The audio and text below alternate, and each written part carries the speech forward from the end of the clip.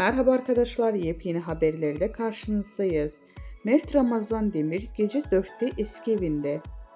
Mert Ramazan Demir kız arkadaşıyla sabaha karşı 4'te Cihangir'deki eski evine girerken görüntülendi. Cihangir'de oturan Mert Ramazan Demir geçen yıl sevgilisi Afra Saraçoğlu ile birlikte Ulus'taki bir eve taşınmıştı. Ünlü oyuncu eski evine geri döndü.